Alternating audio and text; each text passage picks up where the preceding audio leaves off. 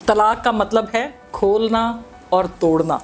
कि ज़्यादातर मर्द जो है वो अपनी बीवी की अच्छी तरबियत नहीं कर पाते, तो तलाक की नौबत आ जाती है। वो हावी होना चाहती हैं अपने हस्बैंड के ऊपर, जब वो हावी होना चाहती हैं तो फिर वो मुतलका हो जाती हैं। जो बड़े हैं ख़ानदान के, वो जब रिश्ते तय करते हैं, शायद बच्चों की भलाई, मेंटल कंपैटिबिलिटी को कम तवज्जो देते हैं और मादियत परस्ती को ज़्यादा तवज्जो देते हैं। आपकी एक बच्ची जो है वो एक खुले माहौल में परवरिश पाने की आदी है, उसे आप एक घुटे हुए माहौल में ब्याह देते हैं तो वहाँ पे जाके उसके लिए एडजस्ट करना मुश्किल हो जाता है। पाकिस्तान में गुज़श्ता 5 सालों में तलाक की शरह में 35% इजाफा हुआ है। क्योंकि सब्र बर्दाश्त की कमी है और दूसरे समझौता ना करना। लेकिन हमने जब फैमिली लॉ बनाया तो उसमें सारे के सारे राइट्स जो हैं वो हमने औरत को दे दिए। हमने कहा औरत घर से निकले, अदालत की दहलीज चढ़े तो जो मांगे उसको मिलेगा। और मैं समझती हूँ कि ये सोशल मीडिया सबसे बड़ी कॉज है इस वक्त डाइवोर्स की। मैं वैसे पर्सनली जो मैंने डाटा कलेक्ट किया उसमें आया जी कि जो मुश्तरका ख़ानदानी निज़ाम है ये बहुत बड़ी वजह है तलाक की। लेकिन आज मेरे मुल्क की हर बच्ची अकेली रहना चाहती है क्योंकि वो आज़ाद रहना चाहती है। इस वक्त जो तलाक की सबसे बड़ी वजह है वो लड़कियों की, माओं की, अपनी बच्चियों की ज़िंदगी में मुदाखलत है। अब मैं कहती मैं लाहौर से आई हूँ, ठीक है, मैं आके इन लोगों के लिए खाने बनाऊँ, मैं इनके लिए देगें बनाऊँ, मैं वकील हूँ, तो फिर झगड़ा था।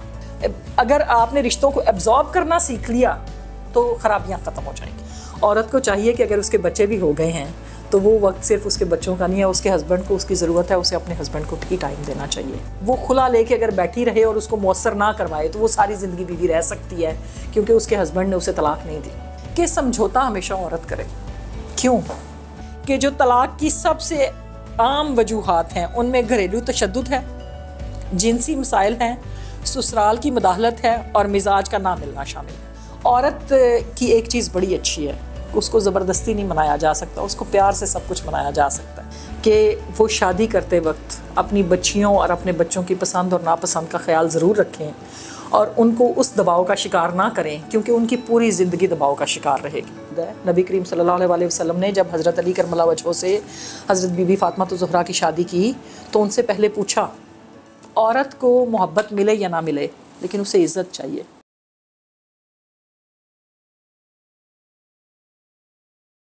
औज़ु बिल्लाहि मिनश शैतानिर रजीम, बिस्मिल्लाहिर रहमानिर रहीम। बुशरा कमर एडवोकेट, सुप्रीम कोर्ट आपसे मुखातिब हूँ। प्रोफेशन में 25 साल से हूँ।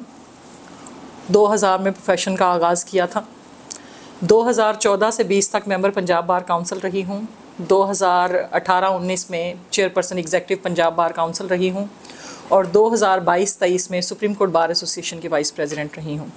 मोस्टली क्रिमिनल साइड की प्रैक्टिशनर हूँ और इस वक्त इदारा फ़िक्र जदीद में आपसे मुखातिब हूँ। आज का टॉपिक जैसे कि आप सबको पता है कि मैडम ने बड़े अच्छे तरीके से बता दिया कि तलाक के असबाब और उनका हल। तो इसमें सबसे पहले जो है वो तलाक है क्या। मियाँ बीवी के इज़्दवाजी ताल्लुकात को तोड़ने का नाम तलाक है। तलाक का मतलब है खोलना और तोड़ना, यानी निकाह की पाबंदी से जो ताल्लुक़ पैदा होता है उसे ख़त्म करना तलाक है। और इस्लाम ने तलाक के फ़ेल को अच्छा फ़ेल करार नहीं दिया बल्कि बहुत बुरा फ़ेल करार दिया है। जैसा कि अल्लाह ताला ने इरशाद फरमाया है, अत-तलाक़ु मरतानी फ़इम्साकु बिमारूफ़िन औ तसरीहुम बेइहसान, यानी तलाक 2 मुरतबा है, फिर या तो अच्छे तरीके से रोकना है या एहसान के साथ छोड़ देना है। क्या करना है? एहसान के साथ छोड़ देना है। तो इससे हमें एक चीज़ का अंदाज़ा हुआ कि अगर मियाँ बीवी में किसी सूरत निभा मुमकिन ना रहे, किसी सूरत, कोई सूरत ना बचे, पहले तो उसे रोकना है, लेकिन अगर रोकने में नाकामी हो और किसी सूरत निभा मुमकिन ना हो तो फिर मियाँ बीवी को निकाह तोड़ने का हक है। लेकिन फिर भी इसे अच्छा फ़ेल करार नहीं दिया गया। तो तलाक देने से पहले तलाक के नताइज पर बड़े तहम्मुल से गौर करना चाहिए क्योंकि तलाक दे देना तो बहुत आसान है मगर उसके असरात से दो चार होना बड़ा सब्र आज़मा काम है। हमारे नबी करीम सल्लल्लाहु अलैहि वसल्लम ने भी इसे कोई अच्छा फ़ेल करार नहीं दिया और बहुत सारी अहादीस से ये साबित है, जिसमें मैं सिर्फ एक जो है वो बयान करूँगी कि हज़रत माज़ बिन रज़ी अल्लाह ताला अन्हा का बयान है कि रसूलुल्लाह सल्लल्लाहु अलैहि वसल्लम ने फरमाया कि अल्लाह ताला ने रुए ज़मीन पर कोई ऐसी चीज़ पैदा नहीं की जो उसे ग़ुलाम आज़ाद करने से प्यारी हो, और कोई ऐसी चीज़ रुए ज़मीन पर पैदा नहीं की जो उसे तलाक देने से ज़्यादा नापसंद हो। तो मुसलमान होने के नाते सबसे पहले तो हमारा ये फ़र्ज़ है कि हम इस रिश्ते को, हम सब लोगों का भी, रिश्तेदारों का भी और मियाँ बीवी का ख़ुद भी, कि इस रिश्ते को हर हवाले से बचाने की कोशिश करें। लेकिन तलाक या खुला जो है, इससे मुआशरा टूट फूट और बर्बादी का शिकार होता है, और ये ख़ानदानी निज़ाम की बर्बादी की इब्तिदा है। तो ये इस बात की गमाज़ी करता है कि एक पूरी नस्ल जो है वो अदम तवाज़ुन और अदम बर्दाश्त का शिकार हो रही है, और आपका मुआशरती ढांचा आहिस्ता आहिस्ता मुनहदिम हो रहा है। तो लम्हा फ़िक्रिया ये है कि इसके अवामिल और असबाब पर तवज्जो दें, ना ही खुला या तलाक़ के बाद की सूरत हाल पर गौर किया जाता है। इसमें मैं ये बताऊंगी कि आज से 20-25 साल पहले जब हम सब जॉइंट फैमिली सिस्टम में रहते थे तो उस वक्त सूरत हाल मुख्तलिफ होती थी, क्योंकि बच्चे अपने बड़ों के साथ ज़्यादा वक्त गुजारते थे, उसमें मेल भी और फीमेल भी दोनों, उनके पास वक्त होता था, वो बुज़ुर्गों के साथ बैठते थे, बुज़ुर्गों की बातें सुनते थे और बुज़ुर्गों की नसीहतें भी सुनते थे। तो उसका एक इम्पैक्ट था हमारे पूरे सोशल सेटअप पर। लेकिन अब आप देख रहे हैं कि इस वक्त जो सूरत हाल है बिल्कुल एंटायरली चेंज हो गई है, क्योंकि देखें तरबियत की इब्तिदा तो घर से होती है ना, वो मर्द हो या औरत हो, माँ उसकी तरबियत करती है। लेकिन आजकल मैं सबसे पहले इसको यहाँ से शुरू करना चाहूँगी कि तरबियत का फुकदान किस वक्त आता है। पहले माएँ अपने बच्चों को गोद में बिठा के लोरी भी सुनाती थीं, कुरान पाक भी पढ़ा करती थीं और सारा कुछ किया करती थीं। लेकिन आज की माँ क्या कर रही है? आज की माँ अपने बच्चे को ये मोबाइल हाथ में पकड़ा देती है, कार्टून लगा देती है, कंप्यूटर लगा देती है कि मैं काम कर लूँ और मेरा बच्चा मुझे डिस्टर्ब ना करे। लेकिन उसमें वो ये नहीं सोच रही कि उसकी ज़िम्मेदारी यहाँ पे ये थी कि वो अपने बच्चे को वक्त दे, अपने बच्चे की तरबियत करे। लेकिन जब उसने अपना बच्चा इसके हवाले कर दिया तो फिर देख लें इसके अंदर क्या है और उसके आफ्टर इफ़ेक्ट्स और आफ्टर शॉक्स कहाँ से आने हैं। तो जैसा कि देखें ना, अल्लाह ताला ने हमें बेटियों जैसी नेमत से नवाजा है। हम हमेशा कहते हैं हमारे मुआशरे में जब भी तलाक की बात होती है तो सबसे पहले औरत का जिक्र आता है। तो जब बेटियों की नेमत से नवाजा है तो हम पर उनकी तरबियत भी फ़र्ज़ करती है। मैं समझती हूँ दोनों की तरबियत फ़र्ज़ करती है, लेकिन बेटियों की तरबियत के हवाले से ज़्यादा पाबंदी जो है वो आयद होती है।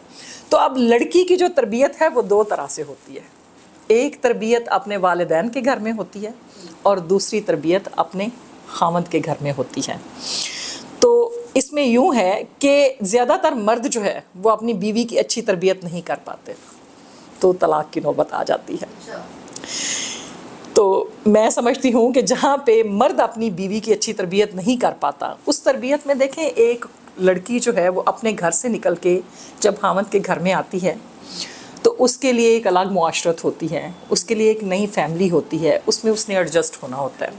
तो उसमें एडजस्ट होने के लिए उसे उसके हस्बैंड का साथ चाहिए होता है। अगर उसका हस्बैंड जो है वो उसके साथ पोलाइट होगा और उसे आहिस्ता आहिस्ता अपने उस फैमिली सिस्टम का हिस्सा बनाएगा तो उसमें आके वो बहुत बेहतर तरीके से उस फैमिली सिस्टम का हिस्सा भी बन जाएगी और अपनी आने वाली ज़िंदगी को अच्छे तरीके से गुजार भी सकेगी। लेकिन होता क्या है कि मर्द जो है वो जब अच्छी तरबियत नहीं करता तो इस वक्त जो रेशो रिकॉर्ड की गई है तो 80% तलाक की नौबत इस वजह से आती है कि मर्द अपनी औरत की तरबियत नहीं कर पाता जब वो उसके घर में आती है।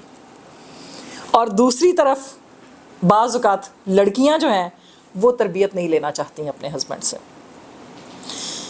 और वो हावी होना चाहती हैं अपने हस्बैंड के ऊपर। जब वो हावी होना चाहती हैं तो फिर वो मुतलका हो जाती हैं।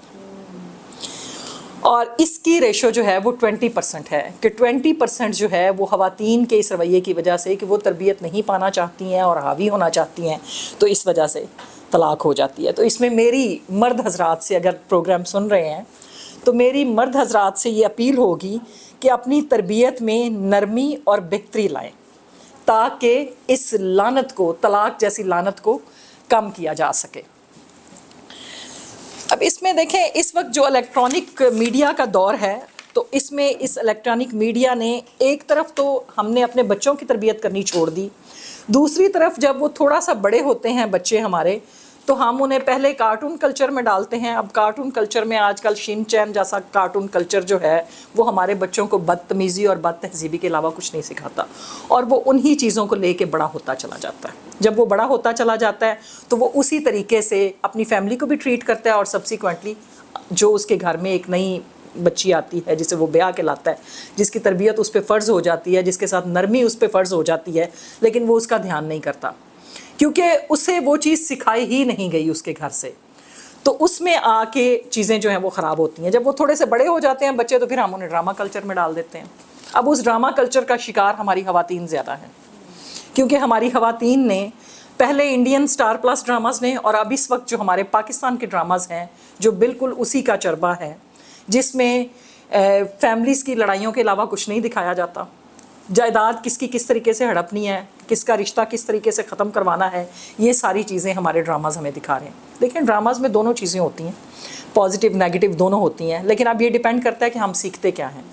तो हम में ये टेंडेंसी है, मतलब बीइंग इंसान इस वक्त जो हम इस मुआशरे में जिसमें हम रह रहे हैं, कि जिस मुआशरे का हम हिस्सा हैं उस मुआशरे में बहुत अच्छी चीज़ें अगर हों तो हम अच्छी चीज़ें ले सकते हैं, कशीद कर सकते हैं उनसे। लेकिन अगर मुआशरे में बुरी चीज़ें चल रही हों तो फिर हम में टेंडेंसी है कि हम बहुत ज़्यादा देर तक ख़ुद को उनसे दूर नहीं रख पाते, तो उन बुराइयों का शिकार हो जाते हैं। तो उन बुराइयों का इम्पैक्ट जो है वो भी आने वाली ज़िंदगी पे पड़ता है। एक और चीज़ जो बड़ी अहम है कि हमारे जो पेरेंट्स हैं, जो बड़े हैं ख़ानदान के, वो जब रिश्ते तय करते हैं तो वो रिश्ते तय करते हुए शायद बच्चों की भलाई, मेंटल कंपैटिबिलिटी को कम तवज्जो देते हैं और मादियत परस्ती को ज़्यादा तवज्जो देते हैं। उसकी वजह से भी कल को रिश्ते बिगाड़ का शिकार होते हैं, बेजोड़ रिश्ते तय होते हैं। यानी कि हर बंदा चाहता है कि वो अपने से ऊंचे ख़ानदान में शादी करे, तो उससे भी जब वो दोनों फैमिलीज़ की हारमनी नहीं होती है तो उससे भी बिगाड़ पैदा होता है। इसी तरह जैसे आप ये देखें कि एक बरादरी परस्ती का एक सिस्टम जो हमारे मुआशरे में राइज है, जिसमें वो कहते हैं कि हर बंदा कहता है कि हमने बरादरी के बाहर शादी नहीं करनी। तो वो बरादरी के बाहर शादी ना करने की जो एक वजह, मतलब हमारे बुज़ुर्ग बड़े मतलब कहा करते थे, तो वो ये थी कि हर बरादरी की अपनी मुआशरत होती है, हर बरादरी का अपना रहन सहन होता है। तो जब वो बच्ची अपनी ही बरादरी में जाती है तो उसकी मुआशरत में बहुत ज़्यादा फ़र्क नहीं होता, तो वो ईज़िली उस फैमिली में एडजस्ट हो जाती है। लेकिन जहाँ पे डिफरेंस आ जाता है, मसलन आपकी एक बच्ची जो है वो एक खुले माहौल में परवरिश पाने की आदी है, उसे आप एक घुटे हुए माहौल में ब्याह देते हैं, तो वहाँ पे जाके उसके लिए एडजस्ट करना मुश्किल हो जाता है। तो उसमें आके फिर काफ़ी सारी चीज़ें जो हैं वो ख़राब होती हैं। अब हमारा जो मतलब मैं जैसे बता रही हूँ कि हम एक ऐसी कौम है कि जो शादी के तसव्वुर को बहुत ज़्यादा अहमियत देते हैं, और हमारे मतलब इस्लाम में भी और हमारे मुल्क में भी निकाह की बहुत अहमियत है, जिसमें आपने देखा कि मुल्क से बाहर से भी लोग पाकिस्तान आके यहाँ पे शादियाँ करना चाहते हैं। वो क्यों करना चाहते हैं? उस मगरबी कल्चर से बचने के लिए। लेकिन इस वक्त सूरत हाल क्या है कि वही मगरबी कल्चर जिसको हम वहाँ से यहाँ लेके आते हैं अपने बच्चों को बचाने के लिए, यहाँ पे हमारा अपना मुआशरा उस मगरबियत का सबसे ज़्यादा शिकार है। मैं तकरीबन काफ़ी दुनिया जो है वो घूमी, तो वहाँ जाके मुझे एक चीज़ का एहसास हुआ, और मैं शर्मिंदा हूँ इस पे, मतलब कि जब हम बाहर जाते हैं तो वहाँ पे फजर की अज़ान के बाद काम शुरू हो जाता है और मगरिब की अज़ान से पहले काम ख़त्म हो जाता है। मगरिब की अज़ान से पहले काम ख़त्म हो जाता है। यानी उन्होंने हमारे उस इस्लामी रवैये को अपना लिया जो हमें इस्लाम ने दिया, जो हमें हमारे नबी पाक सल्लल्लाहु अलैहि वसल्लम ने दिया। उन्होंने कहा कि अल्लाह ताला ने दिन काम करने के लिए और रात आराम करने के लिए बनाई है। लेकिन इस वक्त सूरत हाल क्या है, जिसकी वजह से आप देखेंगे कि आपको मुआशरे में बिगाड़ ही बिगाड़ नज़र आएगा। बच्चों की तरबियत का फुकदान, और इसी तरीके से फैमिली जो रिलेशनशिप है उसमें भी बेकायदगी आ जाती है। यानी कि हमारे इस वक्त आप लाहौर में देख लें, लाहौर सारी रात जागता है, सारा दिन सोता है। तो ये चीज़ें जो नेगेटिव चीज़ें हैं ये हमें अपनी लाइफ से निकालनी चाहिए, और हमें अपने बच्चों को बताना चाहिए कि अल्लाह ताला ने जो रात है वो आराम के लिए बनाई है और दिन काम करने के लिए बनाया है। ऐसा नहीं है हमारे बच्चे सारी रात जागते हैं, मोबाइल पे, वीडियो पे, कंप्यूटर पे बैठे रहते हैं, सुबह फजर के टाइम वो सो जाते हैं और फिर वो सारा दिन सोए रहते हैं, और हम कहते हैं नहीं नहीं बच्चा सारी रात जागदा रहा है, इनू जगाना नहीं है, इनू सौण दियो। तो पढ़ाई भी लेट नाइट करते हैं कल्चर। तो इसमें जो है ना ये चीज़ें थोड़ी सी हमें हमें हमारे अपने जो हमारा मुआशरती ढांचा है जो कि इस वक्त एक गलत रवश पे चल पड़ा है, उस गलत रविश से इस मुआशरती ढांचे को हटाने की ज़रूरत है और हमें वापस अपने उसी तरफ जाने की ज़रूरत है जो हमें इस्लाम ने दी हैं चीज़ें। अगर हमने कामयाब होना है और हमने अपने बच्चों को उनकी आइंदा लाइफ में हम चाहते हैं कि वो बेहतर तरीके से अपनी ज़िंदगी गुजारें, तो हमें अपने बच्चों की तरबियत इस पैटर्न पे करनी पड़ेगी। अब इसमें ये देखें कि अब जैसे मैंने बताया कि जहाँ हम शादी को बहुत ज़्यादा अहमियत देते हैं, तो वहाँ पे जब तलाक की खबर आती है ना, तो वो एक गूंजदार अलार्म की तरह बजती है और उसके आफ्टर इफ़ेक्ट्स आप देखें कि मुआशरे में किस तरीके से होते हैं और इसी तरह से उन फैमिलीज़ पे किस तरीके से होते हैं। और उसका जो है वो जो हम कहते हैं जी कि एक हमेशा हम जब बच्चों की शादियां करते हैं तो हम कहते हैं कि हम चाहते हैं कि ये हमेशा खुश रहे, तो वो कॉन्सेप्ट बिल्कुल चकनाचूर होकर ज़मीन बोस हो जाता है। और इसमें इस वक्त जो आजकल के आदाद-ओ-शुमार हैं इसमें बहुत ज़्यादा इजाफा हुआ और न्यूज़ और एक्सप्रेस ट्रिब्यून के मुताबिक पाकिस्तान में गुज़श्ता 5 सालों में तलाक की शरह में 35% इजाफा हुआ है। ARY Pakistan Gilani research foundation जो है उनके मुताबिक 2010 से अब तक तलाक की शरह में 48% तक इजाफा हुआ है। तो आप ये देखें कि ये इजाफा इतना ख़तरनाक है कि मतलब ये बहुत अलार्मिंग है और हमें इस पर सीरियसली सोचने की ज़रूरत है। मेरी एक एसोसिएट है बच्ची, तो मैं कुछ अर्सा पहले उसके भाई की शादी पे गई। कल वो UK गई हुई थी, तो वो वापस आई कल मुझे मिलने के लिए। तो मैंने उससे पूछा कि आपके भाई का क्या हाल है, कोई उसकी मतलब फैमिली आगे बढ़ी है या नहीं। तो उसने कहा मैडम उनकी तो डाइवोर्स हो गई है। It was shocking for me कि अभी 1 साल हुआ है उस शादी को, तो 1 साल के अंदर ही वो, हालांकि वो लव मैरिज थी, it was sort of love marriage, तो वो 1 साल भी नहीं चल सकी। तो अब हमें ये देखना है कि ऐसी कौन सी वजूहात हैं, ऐसे कौन से अवामिल हैं जो इस पर असरअंदाज होते हैं और जो इसकी सबसे बड़ी कॉज बनते हैं। तो इसमें सबसे पहले जो है जो तलाक की वजूहात हैं उनमें सबसे पहले तो मैं ये समझती हूँ कि सब्र बर्दाश्त की कमी है और दूसरे समझौता ना करना। सबसे ज़्यादा कमी जो है वो पेशेंस ही की है और इस वक्त वो कमी मुझे अपनी साइड पे ज़्यादा लग रही है। यानी कि फ़ीमेल जो है इस वक्त वो अदम बर्दाश्त का बहुत ज़्यादा शिकार है। दूसरे मेरे मुल्क का जो कानून है उसने औरत को इतने हकूक़ दे दिए हैं कि वो बिल्कुल ही बागी हो गई है। मेरा अपने उस कानून से भी इख्तलाफ है। ठीक है, औरत को आज़ादी होनी चाहिए, औरत को उसके हकूक़ भी देने चाहिए, लेकिन हकूक़ सर्टन लिमिट्स में ही देने चाहिए। हमारे इस्लाम ने भी जब औरत को हकूक़ दिए तो सर्टन लिमिट्स में दिए, लेकिन हमने जब फैमिली लॉ बनाया तो उसमें सारे के सारे राइट्स जो हैं वो हमने औरत को दे दिए। हमने कहा औरत घर से निकले, अदालत की दहलीज चढ़े तो जो मांगे उसको मिलेगा। इसने हमारी औरत को बागी कर दिया और इसमें आके उनकी बहुत ज़्यादा जो है वो हिम्मत बंदी है कि चूँकि मुल्क का कानून उनके साथ है और तलाक लेना चूँकि बहुत आसान है, इसलिए जो है वो छोटी छोटी बातों पे अदालत में पहुँच जाती है।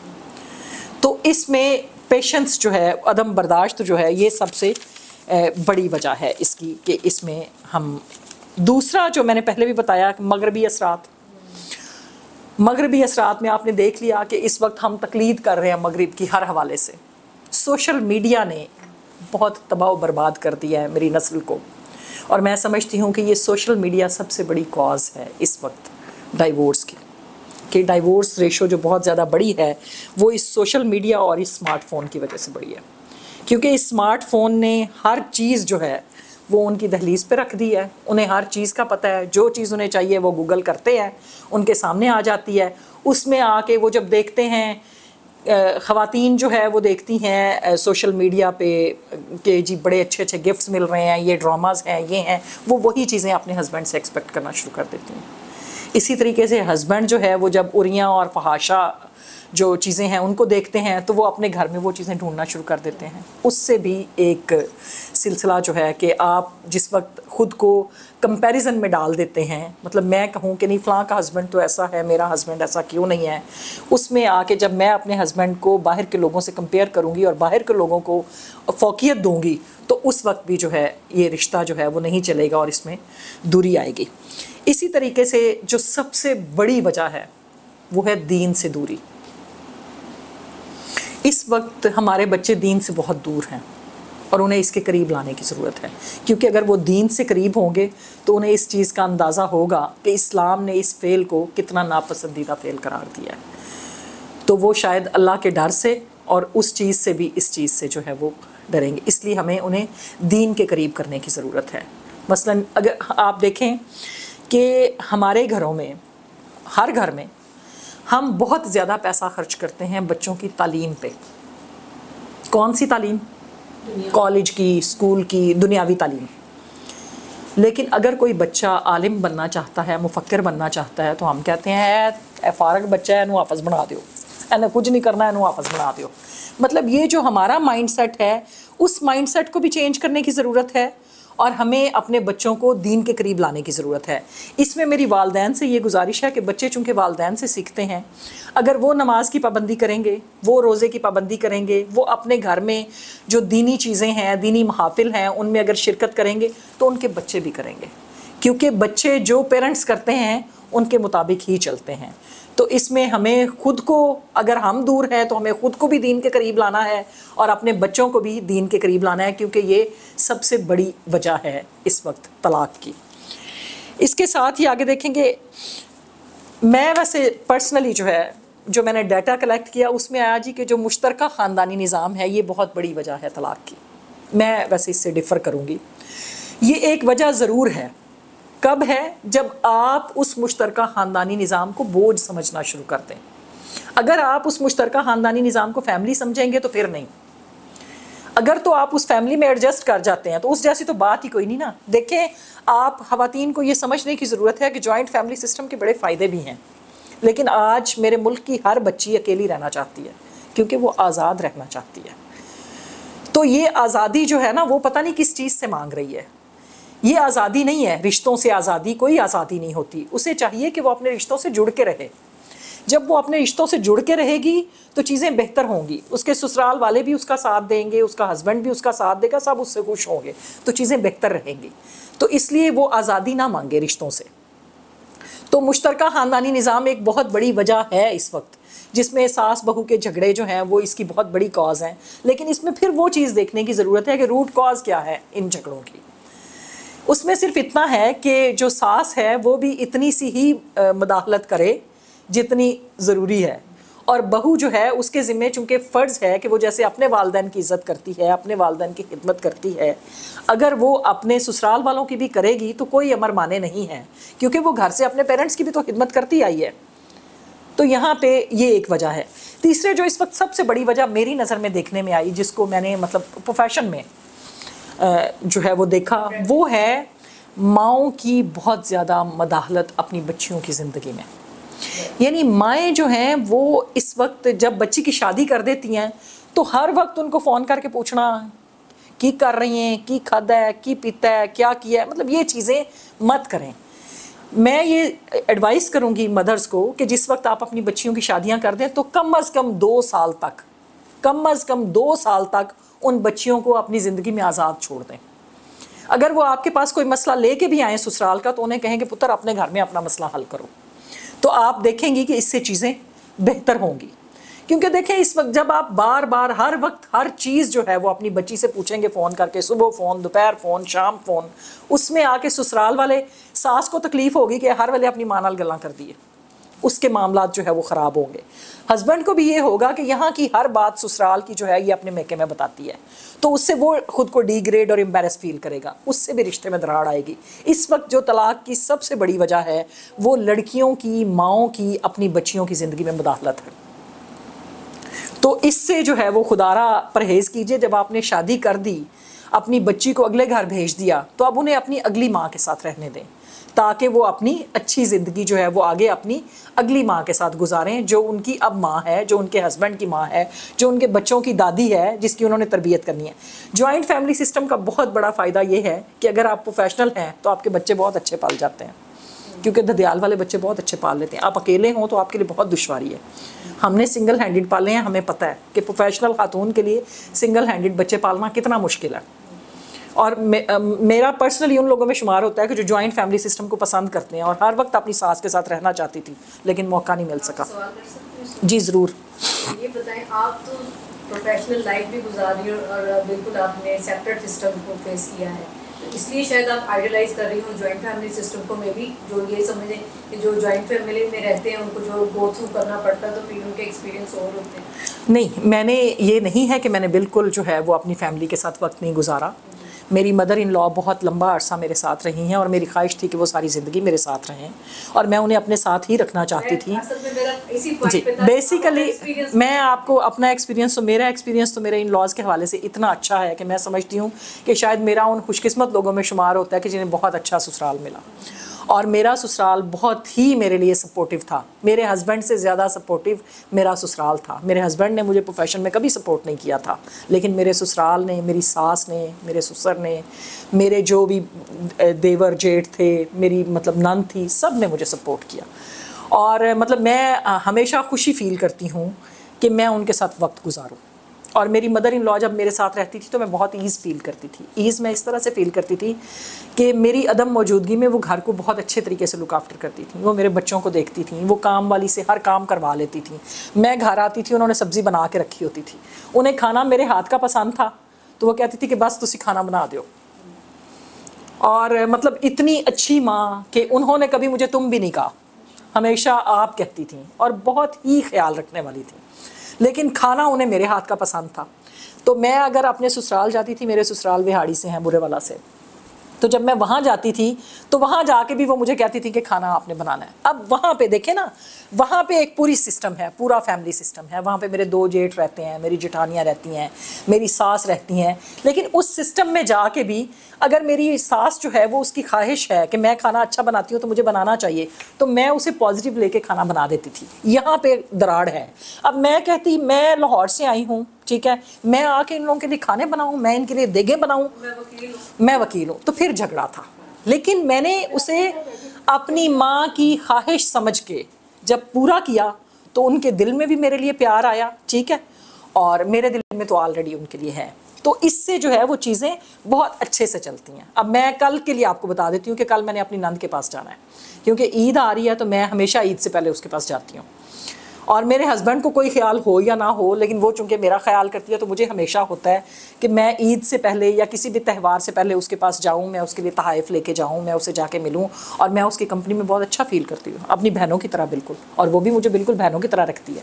देखें, आपने रिश्तों को, अगर आपने रिश्तों को एब्जॉर्ब करना सीख लिया तो ख़राबियाँ ख़त्म हो जाएंगी, लेकिन अगर आपने रिश्तों को एब्जॉर्ब ना किया तो फिर ख़राबियाँ हैं। यहाँ पे बहुत सारे मसाइल जो हैं वो सिर्फ इस वजह से हैं कि मैंने जो पहले बात की ना कि माएँ इंटरफेयर करती हैं, वो मैंने इसलिए की, वो मैंने घर में तजुर्बे की बिना पे की। मेरी सिस्टर हैं, उन्होंने जब बेटी की शादी की तो शादी करने के बाद उन्होंने रोज़ अपनी बेटी को फ़ोन करना। नतीजा क्या हुआ? बेटी घर आ गई वापस, बेटी घर वापस आ गई है और अब परेशान हैं कि जी बेटी क्यों वापस आ गई है। तो मैंने उन्हें सिर्फ एक बात कही, मैंने कहा कि देखें, बात ये है कि बेटी को घर रहने दें, ये नहीं खाती, इसको ये नहीं ला के देते, इसको फ़ोन नहीं दिया हुआ, इसको ये नहीं किया हुआ, तुम उन्हें कहो। मैंने कहा बाजी, उसे उसकी ज़िंदगी जीने दें, आप उसकी ज़िंदगी से अलग हो जाए। अब फिर दोबारा सुलह करवा के भेजा, फिर माँ को उसकी ज़िंदगी से निकाला, गैर ज़रूरी मदाखलत। अब वो माशाल्लाह से बस रही है, उसके 3 बच्चे हैं। देखें, ये चीज़ें जो हैं वो आपको करनी पड़ेंगी। मैं अपना बताती हूँ, मेरी एक सिस्टर जो है वो लड़के आ गई, हम छोटे थे तब, तो मेरी मदर ने जो है वो जब आई तो उन्होंने कहा कि आज आ गई हो, आइंदा ना आना, हमारी शादी कर दी, अपने मसले अपने घर में जाके हल करो। उसके बाद उनकी कभी जरूरत नहीं हुई वापस आने की। अगर उस दिन वो माँ उन्हें कह देती मसला ही कोई नहीं, आ जा तू, इंज कर देंगे, वो कर देंगे, ओदी की जरूरत है, तो फिर क्या होना था? रिश्ता टूट जाना था। थोड़ा सा हमें पेशेंस की ज़रूरत है, और पेशेंस की ज़रूरत उस लड़की और लड़के को नहीं है, सिर्फ फैमिली को भी है। और इसमें मैं अपनी बहनों को एक नसीहत करना ज़रूर मैं अपना फ़र्ज़ समझूंगी। जो शादी करके आती हैं उन्हें चाहिए कि वो अपने हस्बैंड की लड़ाइयाँ, अपने ससुराल की लड़ाइयाँ अपने ससुराल में छोड़ दें, अपने घर में मत लेके जाएं। देखिए, मियाँ बीवी का रिश्ता तो मैं हमेशा कहती होती हूँ कि बेगैरत टाइप का रिश्ता होता है। ये लफ्ज़ ऐसा नहीं है, मुझे नहीं इस्तेमाल करना चाहिए, लेकिन ऐसा ही है। ये रोज़ लड़ते हैं, रोज़ झगड़ते हैं, रोज़ सुलह कर लेते हैं। लेकिन अगर आप जाके यही शिकायत अपने हस्बैंड की अपने माँ बाप से करते हैं, आपके माँ बाप नहीं भूलते, क्योंकि वो आपके साथ और तरह से अटैच होते हैं, आपके बहन भाई नहीं भूलते।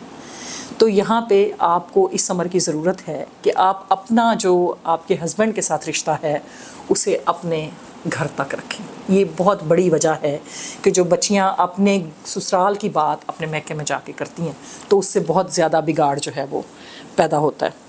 दूसरे, शौहर और बीवी की जो है अदम दिलचस्पी और वाबस्तगी की कमी। अब उसमें वही कि जो बेजोड़ रिश्ते जो हैं वो किए जाते हैं, उसमें आके अगर दोनों मियाँ बीवी की ज़हनी हमआहंगी नहीं हो पाती है तो उसमें आके रिश्ता जो है वो अदम तवाज़ुन का शिकार होके टूट जाता है। इसके साथ ही आगे आप देखेंगे, जैसा मैंने पहले भी बताया कि वालिदैन का दबाव और ज़बरदस्ती की शादियाँ।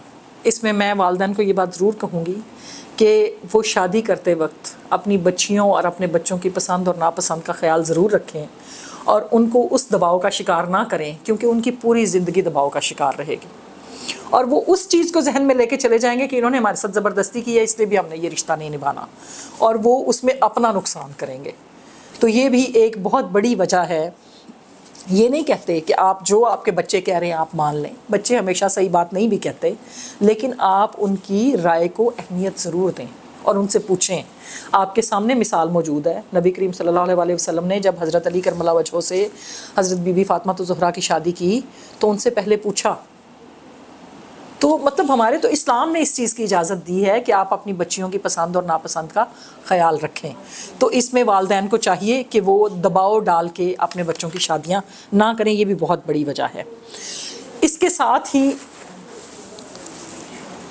एक और बहुत बड़ी वजह जो है वो है माली मसाइल, कि जब हम शादियां करते हैं और हस्बैंड जो है वो उसकी इनकम मुनासिब नहीं होती है तो उस माली मसाइल की वजह से फैमिली लाइफ जो है वो डिस्टर्ब होती है, और उस फैमिली लाइफ की डिस्टर्बेंस से भी जो है वो, और जो आए रोज़ की इन्फ्लेशन है और जो बढ़ती हुई महंगाई है उसके इफ़ेक्ट्स जो है उनकी फैमिली लाइफ पे आते हैं, और इर्द गिर्द से देख के झगड़े बढ़ते हैं कि अगर हस्बैंड जो है वो अपनी बीवी के मुताबिक घर की चीज़ें नहीं ला सकता है, किसी के घर में नया फ्रिज आ गया उनके घर में नहीं आया, इस बात पे लड़ाई हो गई। आजकल जैसे बकरा है, बकरे की बड़ी लड़ाइयाँ हो रही हैं जी। दोनों, किसी की अगर दो है तो उसने दोनों को बराबर की ला के देनी है चीज़ें, अगर आधी ला के दी तो रिश्ता ख़राब है। अगर माँ के लिए एक चीज़ लेके आए, अगर बीवी के लिए नहीं लेके आए तो रिश्ता ख़राब है। अब अगर उनके माली मसाइल नहीं होंगे और माली मसाइल का वो शिकार नहीं होंगे तो ऑब्वियसली ये चीज़ नहीं होगी। तो ये भी एक चीज़ जो है वो ये भी सबब बन रही है। इसके साथ ही जो वालिदैन जल्दबाजी में शादियां कर देते हैं, तो इसमें मैं ये समझती हूँ कि थोड़ी सी पुख्ता उम्र में, मतलब थोड़ा सा जब बच्चों की अंडरस्टैंडिंग बेहतर हो जाए तो उस वक्त शादी करें, या कम अज़ कम उन्हें इस रिश्ते में बांधने से पहले उनकी थोड़ी सी तरबियत काउंसलिंग इस हवाले से करें कि हम आपको इस नए रिश्ते में बांधने जा रहे हैं, तो इसमें जो है वो इसके ये आफ्टर इफ़ेक्ट्स हैं, इसमें ये चीज़ें हैं, ये आपकी ज़िम्मेदारियां हैं जो आपने पूरी करनी है। अब घर में माँ सारा दिन जगाती नहीं अपनी बच्चियों को, अगले घर भेज देती है। अब अगले घर की ये रिक्वायरमेंट नहीं है। तो आपको अपनी बच्चियों की उस हवाले से जो मैंने पहले बात की कि माँ बाप पे जो तरबियत फ़र्ज़ है, उस तरबियत में ये है कि वो उन्हें आने वाले वक्त के तमाम चैलेंजेस के लिए तैयार करे। अब आजकल हमने क्या किया हुआ है कि हमारी बच्चियाँ अगर पढ़ लिख गई हैं तो हमने उन्हें घर गृहस्थी से बहुत ज़्यादा दूर कर दिया है। तो उस घर गृहस्थी से दूर होने की वजह से जब बच्चियाँ हमारी ससुराल में जाती हैं तो वो ससुराल में जाके ससुराल के उस सिस्टम को कोप अप नहीं कर पाती, तो उसकी वजह से जो है वो तलाक हो जाती है, क्योंकि उसे तो काम करने की आदत ही नहीं है। इसलिए हमें, अगर हमारे घर में काम करने वाली भी मौजूद हैं, ख़वातीन मेड्स हैं, असिस्टेंट्स के लिए हेल्पर्स हैं, फिर भी हमें अपनी बच्चियों को थोड़ा बहुत इसमें ज़रूर शामिल करना चाहिए ताकि वो अपने आने वाले वक्त के लिए अच्छे तरीके से तैयार हो सके। तो इसमें ये बहुत ज़रूरी है। अब आजकल जो है ये साइकोलॉजिकल इश्यूज़ हर बंदे के साथ हैं। ज़हनी सेहत की कमी जो है कि आजकल मैं समझती हूँ कि हर बंदा जो है वो ज़हनी तनाव का शिकार है, दबाव का शिकार है। अब अगर तो उसका पार्टनर उस ज़हनी तनाव और दबाव को झेल जाए उस वक्त तो रिश्ता बचा रहेगा, लेकिन अगर वो नहीं झेलता तो ये भी तलाक की एक वजह बन जाएगा। तो इसमें ये है कि थेरेपी की ज़रूरत होती है, और सबसे अच्छा थेरेपिस्ट आपका साथ ही होता है। तो उसमें अगर ये इशू हस्बैंड को हो तो बीवी को उसकी थेरेपी कर देनी चाहिए, और अगर बीवी को हो तो हस्बैंड को उसकी थेरेपी कर देनी चाहिए, तो रिश्ता अच्छे तरीके से चलेगा। अदरवाइज़ फिर वही है ब्रेकअप, तोड़ फोड़। उसके साथ ही आगे आप देखेंगे कि गैर ज़रूरी चीज़ों पे बहस और झगड़े, ये आपने हर घर में देखे होंगे कि कोई वजह नहीं है। हस्बैंड अगर थोड़ा सा लेट हो गया तो बीवी बजाय इसके कि उससे ये पूछे कि आप देर से क्यों आए हैं, खैरियत थी, वो झगड़ेगी क्यों लेट आए हैं, आगे से वो झगड़ेगा, बात बढ़ जाएगी। इसमें भी हमें ज़रूरत किस अमर की है, तहम्मुल की। इस तहम्मुल की कमी की वजह जो है, बर्दाश्त की कमी की वजह जो है, ये सबसे बड़ी कॉज है इसकी, तलाक की। साथ ही तवज्जो ना देना पार्टनर पे। बीवी शुरू में तो तवज्जो देती है, लेकिन आपने देखा होगा कि इस वक्त जो सेकंड मैरिजेस की रेशो है घर से बाहर, वो भी बहुत ज़्यादा बढ़ गई है। अगर तलाक नहीं भी आई बच्चों की वजह से, तो सेकंड मैरिजेस आनी शुरू हो गई। तो उसकी वजह क्या है कि आप अपने पार्टनर को तवज्जो नहीं दे रहे। अब वो तवज्जो ना देना और बेवकूफ़ी का शिकार होना किसी एक फ़र्द का, ये भी तलाक की एक वजह बन जाता है। तो इसमें भी ज़रूरत इस अमर की है कि आप अपने साथी की तमाम ज़रूरियात का ख्याल रखें। औरत को चाहिए कि अगर उसके बच्चे भी हो गए हैं तो वो वक्त सिर्फ उसके बच्चों का नहीं है, उसके हस्बैंड को उसकी ज़रूरत है, उसे अपने हस्बैंड को भी टाइम देना चाहिए। तो अगर वो एक बैलेंस पैदा कर लेगी तो रिश्ता अच्छे तरीके से चलेगा। अगर बैलेंस नहीं रहेगा तो अदम तवाज़ुन जो है वो हर चीज़ को ही अदम तवाज़ुन का शिकार कर देता है, और इस अदम तवाज़ुन की वजह से ही इस वक्त जो तलाक की शरह है वो सबसे ज़्यादा बड़ी है। अब जो माहिरीन की राय है थोड़ा सा उसको भी डिस्कस कर लेते हैं कि जो इस वक्त लोकल गवर्नमेंट लेवल पे भी और कोर्ट्स में भी इस चीज़ पे बहुत ज़्यादा फोकस किया गया है कि डिस्प्यूट रेजोल्यूशन की तरफ हम गए हैं और ज़रूर मौका देते हैं कि अगर तलाक या खुला, अगर औरत खुला के लिए आ गई है तो बहुत लंबा टाइम, एक 90 डेज़ का रख दिया गया कि इवन खुला की डिग्री लेने के बाद भी 90 दिन का वक्त दिया गया कि अगर वो रुजू करना चाहें तो रुजू कर लें। उसमें लोकल गवर्नमेंट एक्ट में भी इसको प्रोवाइड कर दिया गया कि 90 दिन का टाइम दिया जाएगा, उस 90 दिन में किसी वक्त भी वो रुजू कर सकते हैं। अब यहाँ पे कानूनी नुक्ता ये है कि अगर औरत खुला लेती है तो ये तलाक नहीं है। वो खुला लेके अगर बैठी रहे और उसको मौसर ना करवाए तो वो सारी ज़िंदगी बीवी रह सकती है, क्योंकि उसके हस्बैंड ने उसे तलाक नहीं दी, ये रिश्ता कायम रहेगा। क्योंकि खुला जो है it amounts to 1 notice of divorce, तो जो 1 नोटिस ऑफ डाइवोर्स है उससे तलाक नहीं होती। इसी तरह खामद को देखें, इतनी आसानी दी हमारे दीन ने भी और मेरे मुल्क के कानून ने भी कि 3 तलाक़ें दे के भी, एक तो इकट्ठी तीनों तलाक़ों का जो है वो उन्होंने कहा कि ये इलीगल है। क्यों कहा गया कि अगर जज्बात में आके अगर 3 भी दी तो 1 होगी, कि अगर दे भी दी है और गुस्सा उतर गया है या किसी वजह से जज्बातियत में आके ये काम कर लिया है तो उसको रोकने के लिए फिर भी 90 दिन का वक्त दिया दोनों को कि आप एक दूसरे से रुजू कर लें। यानी कि मियाँ बीवी के रिश्ते को हर हवाले से बचाने के लिए तमाम इक़दाम किए गए।